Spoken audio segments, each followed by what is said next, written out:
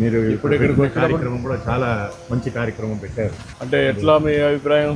చాలా బాగుంది సార్. పురాణంలో భాగవతంలో 4వ స్కందంలో ఋతు మహారాజా అని ఒక మహారాజా ప్రార్థన చేస్తారు. అంటే దేశంలో ఇవన్నీ సుభిక్షం లేకుండా కరువు కాలం అయిపోతుంది. అప్పుడు ఆయన ప్రార్థన చేస్తుండగా అప్పుడు భూమాత ప్రార్థన చేస్తాడు. భూమాత వెళ్ళిపోతుంటే భూమాతని ఇచ్చి నమస్కారం చేసి అంటే నన్ను దాసి కాకుండా తల్లిగా చూడు, ఈ పరిసరాలంతా కూడా సవ్యసాహంగా ఉండాలంటే నా దగ్గర నుంచి అన్ని తీసుకుంటున్నారు కానీ నాకేది ఇవ్వడం లేదు, భూమిలో ఉండేటివన్నీ కూడా మీరే స్వీకరిస్తున్నారు. భూమిని పరిశ్రమ చేసి భూమిని సంరక్షణ చేసి చేయాలని మహారాజుకి ఒక 5 ఒప్పందాలు చేసుకుంటారు. ఆ 5 ఒప్పందాల్లో ఇది ఒకటి.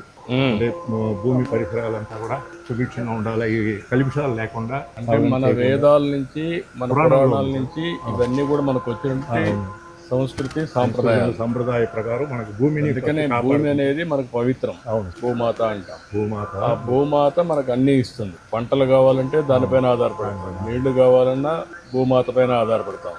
అదే మరి ఖనిజ సంపద వచ్చినా భూమాత ఇస్తుంది. అలాంటప్పుడు మనం సక్రమంగా ఉపయోగించుకుంటే భవిష్యత్తుకు ఇబ్బంది ఉండదు, బంగారు భవిష్యత్తు ఉపయోగించుకోకపోతే ఈ ఇబ్బందులు వస్తాయి అనేది చరిత్రలో కూడా ఉన్నాయి. కానీ ఇప్పుడు ప్రస్తుత పరిస్థితులు అవన్నీ మర్చిపోయారు.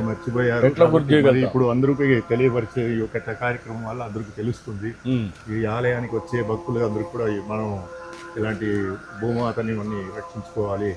చెట్లు జాములు, ఈ చెట్లు ఎరువులు ఉంటే మంచి గాలి వస్తుంది, ఆరోగ్యం బాగుంటుంది. భూమి బాగా ఉంటే దానివల్ల ఎక్కువ మనకు సదుపాయాలు వస్తాయి, పంటలు వస్తాయి. ఋతు మహారాజా పురాణంలో ఉంది సార్. ఇప్పుడు మీరు చేసుకునే కార్యక్రమము స్వర్ణాంధ్ర స్వచ్ఛాంధ్ర అని చెప్పి కార్యక్రమానికి చాలా ప్రాముఖ్యత ఉంది. చేస్తే అందరికి ఇక్కడ తెలియపరిస్తే అందరూ కూడా అది పాటించి దేవాలయాల్లో కూడా అది జరుగుతుంది. దేవాలయాల్లో చాలా పవిత్రతకు వస్తున్నారు, వాళ్ళకి తెలియని వాళ్ళు ఉంటారు.